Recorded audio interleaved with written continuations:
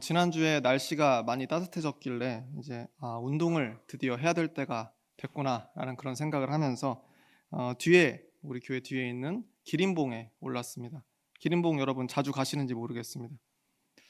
오랜만에 간 것 같아요. 기린봉에 올랐는데 굉장히 날씨가 따뜻하고 또 이제 그 꽃이 피고 이러니까 굉장히 풍광이 좋고 올라가는데 굉장히 마음에 좀 힘이 막 생기더라고요. 그래서 열심히 등산로를 따라서 올라갔더니 올라가는 길에 아마 전에도 봤을 텐데 그때는 그렇게 특별하게 보이지 않았던 무덤이 보였습니다. 그러니까 등산로에 무덤이 있다라고 하는 것이 그렇게 좀 익숙한 일은 아닙니다. 그래서 그 무덤이 원래 보통 무덤이 있는 자리는 조금 더 이렇게 한적한 곳에, 또 양지 바르지만 한적한 곳에 거기서 조용히 우리가 묵상할 수 있도록 그렇게 되어 있는데, 등산로 가운데 있어서 그런 부분들이 좀 안타깝게 느껴지는 그런 부분들도 있었습니다. 그런데 어쨌든 그곳을 이렇게 지나가면서 그 무덤을 바라보는데 그 무덤 주변으로 예쁜 꽃들이 이렇게 마치 무덤을 장식해 준 것처럼, 누가 꼭 거기다 심어 놓은 것처럼 그렇게 들꽃들이 피어 있는 그런 모습들을 봤습니다. 꽃에 대한 지식이 제가 전무하기 때문에 사실 그 꽃들 중에 정말 예쁜, 막 처음 보는 그런 꽃들은 보면서도 예쁘다는 생각은 하지만 무슨 꽃인지 알아볼 수가 없어가지고 좀 계속 정이 안 가더라고요. 그런데 그 중에 좀 마음이 가는 꽃이 하나 있었습니다. 바로 민들레였습니다. 민들레를 모르시는 분은 없겠죠. 저도 딱 그 정도가 한계입니다. 민들레를 보는데 그 민들레가 너무 예쁘게 거기 피어 있는 겁니다. 크지는 않지만 그 꽃의 그 노란 그 색이 참 예쁘지 않습니까? 그런데 민들레는 사실 꽃 자체보다는 꽃이 진 다음에 솜털처럼 그렇게 차오르는 씨앗, 그 씨앗이 사람들에게 더 유명하기는 합니다. 저도 어린 시절에 그 민들레 씨앗을 입으로 불어서 날리는 것, 그것이 봄철마다 늘 하는 당연한 일과였습니다. 얼마 전에 우연히 과학 잡지 기사에서 민들레 씨앗이 날아가는 원리를 연구해서 발표한 영국의 어떤 논문이 있었다라는 것을 제가 한번 읽었습니다. 그래서 대체 무슨 민들레 씨앗 날아가는 게 뭐 얼마나 대단한 일인데 이걸 연구까지 하나, 이런 생각을 해봤는데 그게 보통 연구가 아니라 물리학의 어떤 한 획을 그었다는 거예요. 그 정도의 대단한 연구의 결과를 만들어냈다는 겁니다. 저도 민들레 씨앗 날리기로 하자면 진짜 누구에게 질 마음이 없이 그렇게 엄청나게 많은 씨앗을 날려봤는데, 그 안에 그렇게 심오한 원리가 담겨 있었다라고 하는 것을 이전까지는 몰랐습니다. 뭐 아무리 읽어도 이해할 수 없는 과학 용어들이 막 나열이 되어 있기 때문에 제가 다 그것을 머릿속으로 해석할 수는 없었는데, 그런 설명들 끝에 이런저런 원리들 때문에 결국에는 이 민들레 씨앗이 최대 날아가는 거리가 100km가 넘었다라고 하는 겁니다. 100km, 100m인 줄 알았습니다. 처음에는 100m 정도 날아갈 수 있지라고 생각을 했는데 100km를 날아갔대요. 여러분, 여기서 100km 떨어진 곳이 어딘지 아세요? 여기서 100km 떨어지면, 사실 저는 한 대전 정도 생각했는데 대전도 한 60km밖에 안 떨어져 있더라고요. 직선 거리로 100km 가면은 천안 나옵니다. 천안 밑으로는 순천이 나오고요. 그리고 경상도로 가면은 이 구미가 나와요. 구미. 그게 직선 거리로 100km라는 거예요. 그럼 민들레 요만한데 민들레 씨앗 하나가 바람을 잘 타면 그 100km를 어쩌면 넘어간다는 거예요. 거기까지 날아갈 수 있다라고 하는 겁니다. 그러니까 그거 가지고 연구까지 했겠죠. 민들레 씨가 거기 바람 타고 거기까지 날아가서 떨어진다라고 생각을 하니까 이 정말 놀라운 일 아니겠습니까? 그래서 이게 진짜 대단한 친구였구나라고 하는 사실을 알고 나서 제가 봐서 그런지 그 무덤가에 피었던 그 민들레가 뭔가 예쁘기도 하면서 심상치 않아 보이는 그런 생각을 해봤습니다. 여튼간에 왠지 모르게 그 길가에 이 등산로 가까이에 있는 그 외로워 보이는, 좀 쓸쓸해 보이는 그 무덤 옆을 그래도 이 작은 민들레가 예쁘게 꾸며주고 있는 것 같아서 좀 제 보기에 마음이 따뜻하고 보기에 참 좋았다라는 그런 생각을 했습니다. 제가 성경 말씀 오늘 본문을 읽는데 이 무덤 곁에 피었던 민들레가 생각이 났습니다. 오늘 본문 속 두 여인도 마치 민들레처럼 예수님의 무덤을 향해서 걸어가는 중이었습니다. 막달라 마리아와 야고보의 어머니 마리아, 그 두 여인이 오늘 본문 가운데 등장하는데, 마태복음 28장 1절 말씀을 보면 이렇게 기록되어 있습니다.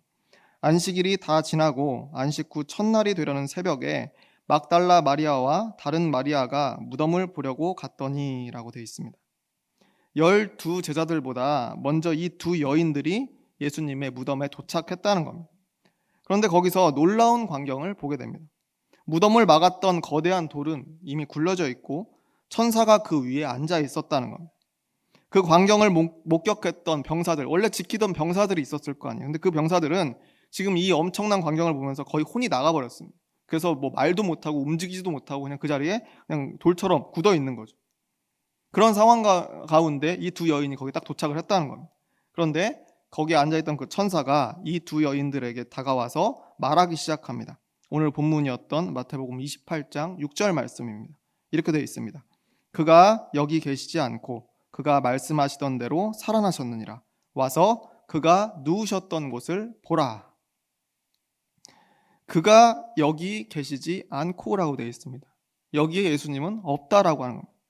예수님을 보려고 무덤을 찾아왔는데 이 무덤에 예수님이 안 계시다는 거예요. 그가 말씀하시던 대로 살아나셨느니라. 이 살아나셨느니라라고 하는 이 말이 주는 이 파급력이, 그리고 또 이 가지고 있는 힘이 워낙 크다 보니까, 충격적인 말이다 보니까 사실 우리가 이 말씀을 읽을 때 이 살아나셨느니라에 굉장히 주목하는 그런 경향이 있습니다. 굉장히 중요한 말씀이죠. 그런데 그것과 뭐 비등비등하게 그것을 결코 더 떨어지지 않는 그런 중요성을 가지고 있는 것이 바로 여기 계시지 않고라고 하는 표현입니다. 왜냐하면 이 네 가지의 복음서를 다 찾아봐도 그 모든 곳에 예수님이 그곳에 계시지 않는다라고 하는 내용이 생략됨 없이 다 나타나 있기 때문에 그렇습니다. 살아나시긴 했어도 사실 그 무덤에 그냥 계실 수도 있는 거 아니겠습니까? 그 무덤에 없지 않을, 그냥 그 안에 돌아가셨던 그 자리에서 다시 살아나셔서 그 자리에 서 계실 수도 있는 거 아니겠어요? 사실 그게 더 자연스럽죠. 그런데 그게 아니라는 겁니다. 하나같이 사복음서 모두에서 그 무덤에는 예수님이 계시지 않는다라는 그런 내용으로 진술을 하고 있다라고 하는 겁니다. 신약 성경 전체에서 보면 죽었던 사람이 다시 살아나는 일, 예수님을 제외하고도 죽었던 사람이 다시 살아나는 일들이 종종 있어 왔습니다. 총 5번 정도 있는데 그 5번의 사건 모두 그 살아났던 그 위치, 그 장소를 보면 그 사람이 죽었던 곳에서 그대로 다시 살아나는 것을 우리가 알 수가 있습니다.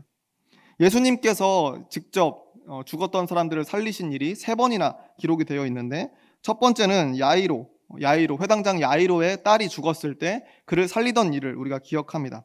마가복음 5장 42절 말씀인데 42절 말씀 보면 이렇게 되어 있습니다. 소녀가 곧 일어나서 걸으니 나이가 12살이라 사람들이 곧 크게 놀라거늘 이라고 되어 있습니다. 이 마가복음에 기록된 그 말씀인데, 회당장 야이로의 딸을 살릴 때 그의 집에서 죽었고 그 죽었던 그 집에서 다시 한번 그를 살리는 그런 역사가 있었다라고 하는 거죠. 또 두 번째 그런 기사는 나인성 과부의 아들에 대한 그런 기사입니다. 나인성이라는 곳에 예수님의 행렬이 가고 있는데 그 안에서 마침 문이 열리고 장례 행렬이 또 나오고 있는 겁니다. 거기서 마주친 그런 상황 가운데에서 예수님께서 그 아들을 누가 죽었는가 보니까 그 나인성에 한 과부가 있었는데 그 과부의 독자가 죽었다라고 하는 겁니다. 그러니까 그 슬픈 사연을 듣고 그 자리에서 그를 살려주셨습니다. 그러니까 그 죽음의 행렬 가운데서 그대로 일으키신 거죠. 그리고 세 번째 일은 우리가 잘 아시다시피 요한복음에 나오는 말씀인데 나사로를 살리는 그런 일이었죠. 근데 나사로가 어디 있었냐면 이미 무덤 가운데 들어갔습니다. 죽어서 무덤 속에 있었는데 예수님께서 그곳에 가셔서 그를 일으켜 세워주십니다. 그래서 앞에 있는 그 말씀을 읽어보면 죽은 자가 수족을 배로 동인 채로 나오는데 그 얼굴은 수건에 쌓였더라. 예수께서 이르시되 풀어놓아 다니게 하라 하시니라. 무덤에서 그를 일으키시고 그 장소에서 다시 죽어있던 그 장소에서 다시 살리셨다라고 하는 그런 진술이 여기 나와 있다라고 하는 거죠. 예수님께서 이들을 살리셨지만 예수님 이외에도 베드로와 바울을 통해서도 죽은 이를 다시 살려내는 기적이 일어났습니다. 사도행전에 가보면 9장과 20장에 그 내용이 나오는데 이렇게 되어 있습니다. 사도행전 9장 40절 말씀인데 베드로가 사람을 다 내보내고 무릎을 꿇고 기도하고 돌이켜 시체를 향하여 이르되 다비다야 일어나라 하니 그가 눈을 떠 베드로를 보고 일어나 앉는지라 라고 되어 있습니다. 베드로도 하나님의 능력을 받아서 죽은 이를 다시 일으킨 일이 일어납니다. 여기서 다비다라고 되어 있는데 이건 도르가죠. 그러니까 다비다는 히브리어식으로 읽은 것이고 원래 이름이 이 도르가입니다. 그래서 도르가를 다시 살리는 일을 이 베드로가 행하는데 그곳이 바로 이 안치되어 있던 다락방이었죠. 그러니까 죽어 있던 그곳에서 그대로 다시 살렸던 겁니다. 그리고 또 바울도 또 이런 일을 행하는데 여기 사도행전 20장 10절 말씀을 보면 바울이 내려가서 그 위에 엎드려 그 몸을 안고 말하되 떠들지 말라 생명이 그에게 있다 하고라고 되어 있습니다. 바울이 자신이 설교하는 그 중에 그 3층 다락에서 그 상틀에서 졸다가 떨어진 청년 유두고가 있었습니다. 그가 떨어져서 확인해 보니까 죽었는데 그를 다시 바울이 그 자리에서 살리는 그런 기적이 있었습니다. 그러니까 이 모든 이 죽었다가 살아난 사람들의 그런 사건들은 다 그 장소가 죽어있던 그 사람이 계속해서 죽어있던 그 장소에서 다시 그를 일으켜 세우는 장면들이 다 여기 기록되어 있고 그렇게 진술되어 있다는 겁니다. 그런데 예수님의 부활을 증거하는 성경 구절들은 하나같이 예수님이 그곳에 없다라고 기록되어 있다는 거예요. 분명히 그 자리가 예수님께서 죽어있던 자리인데 예수님의 시신이 안치되어 있던 그곳인데 그곳에는 예수님이 없었다라고 기록이 되어 있다는 것. 심지어 오늘 우리가 읽었던 본문은 예수님이 없음을 직접 확인시켜 주기까지 하면서 강조하고 있습니다. 아까 읽었던 마태복음 28장 6절에 이렇게 되어 있었죠. 그가 여기 계시지 않고 그가 말씀하시던 대로 살아나셨느니라. 와서 그가 누우셨던 곳을 보라라고 천사가 이야기합니다. 와서 보라. 그가 누우셨던 곳을 봐라. 없다라고 이야기하는 거죠. 그러면서 천사는 무덤을 찾아온 이 두 여인들에게 이 지금 없는 사라진 이 예수님이 어디에 있는지를 알려주고 있습니다. 오늘 본문 7절 말씀인데 이렇게 되어 있습니다. 또 빨리 가서 그의 제자들에게 이르되 그가 죽은 자 가운데서 살아나셨고 너희보다 먼저 갈릴리로 가시나니 거기서 너희가 배우리라 하라. 보라 내가 너희에게 일렀느니라 하거늘. 갈릴리로 가셨다는 겁니다. 너희보다 먼저 갈릴리로 가셨다. 거기에 가면 너희가 배울 수 있을 것이다 라고 이야기합니다. 갈릴리에 가면 예수님을 만나게 될 것이다 라고 천사가 이야기했다는 거예요. 갈릴리가 어디입니까? 이 모든 예수 그리스도의 사역이 시작됐던 그 근원과 같은 곳이 아니겠습니까?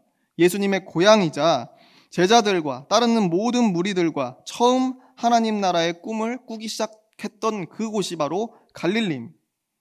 예수님께서는 예루살렘에 있는 골고다 언덕에서 이 갈릴리를 떠나서 예루살렘에 오셔서 예루살렘에 있는 골고다 언덕에서 십자가의 길을 걸으셨습니다.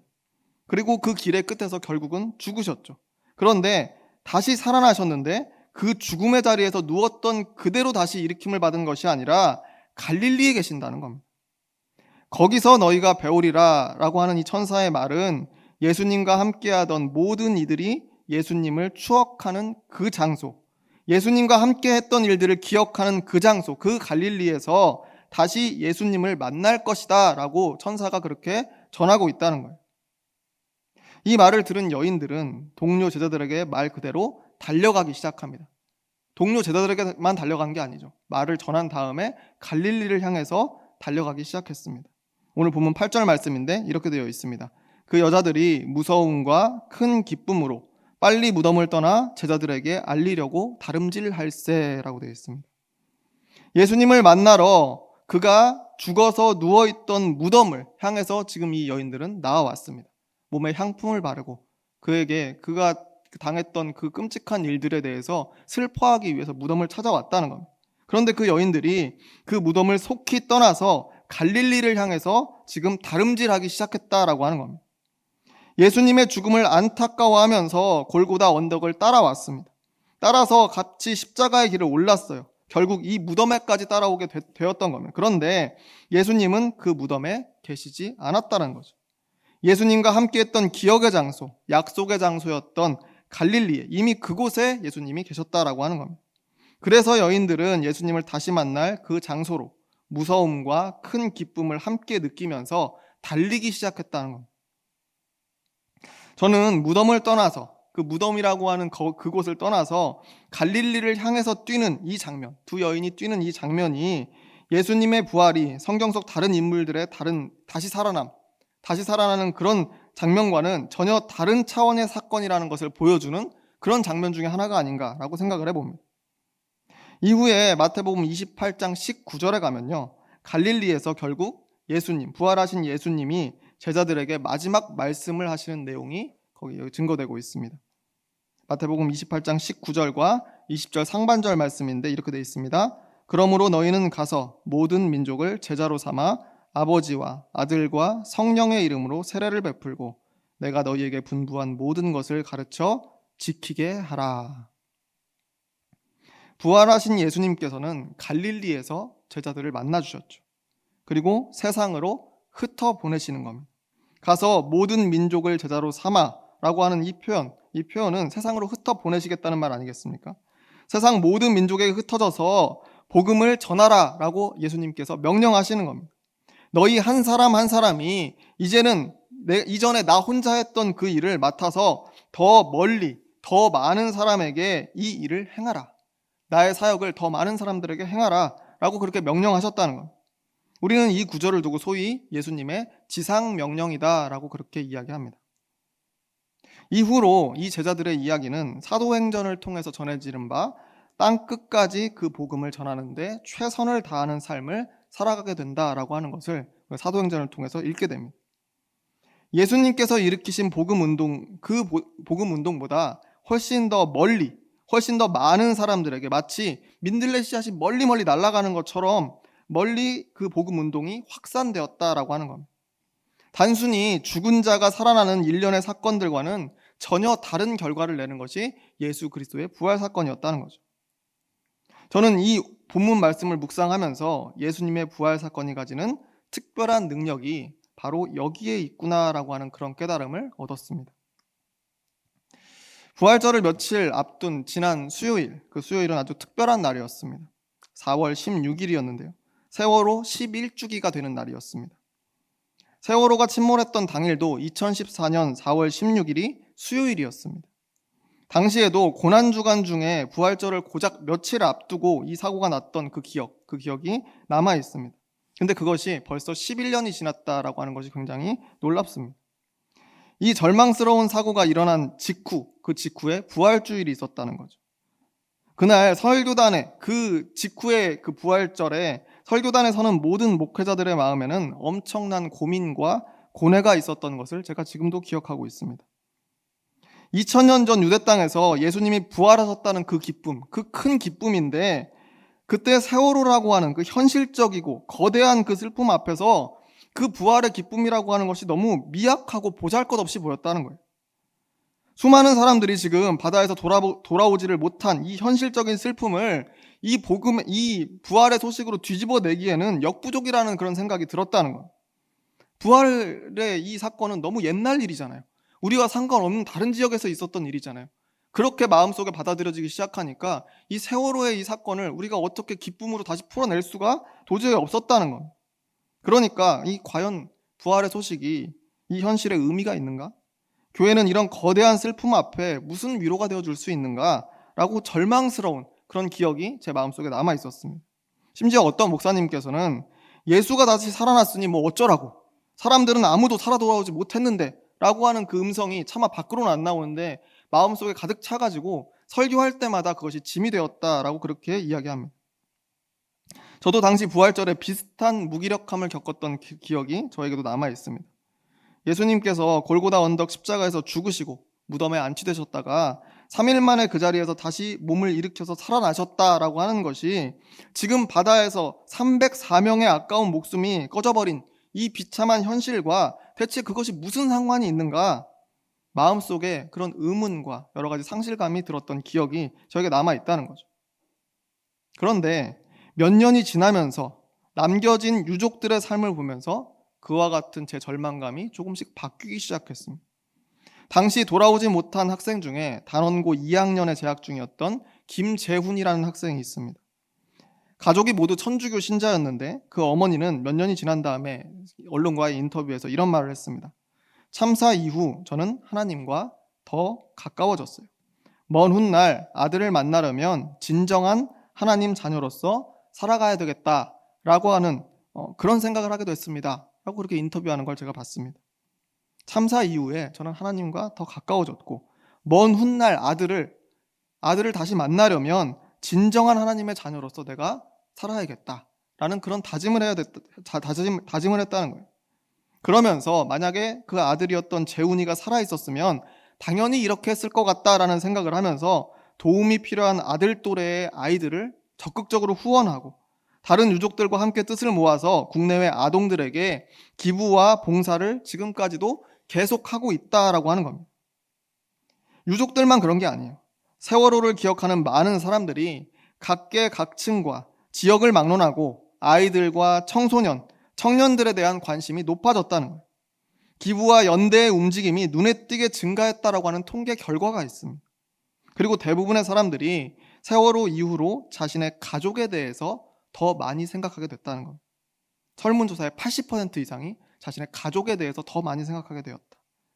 많은 사람들이, 아니 온 사회가 이 가슴 아픈 사건으로 인해서 조금씩 긍정적으로 변화하고 있었다는 겁니다. 이후로 11년의 세월이 지나는 동안에도 사람들은 그 날을 잊지 않았습니다. 돌아오지 못한 학생들과 희생자들을 기억하면서 전국의 많은 단체와 많은 시민들이 추모의 글을 인터넷에 올리기 시작했습니다. 그러면서 다시는 이런 일이 있지 않도록 계속해서 세상을 우리 함께 바꿔나가자, 그렇게 다짐을 해온 11년입니다. 저는 이것이 부활의 능력이다라고 생각합니다. 이것이 부활의 참된 소망이다라고 저는 그렇게 생각합니다.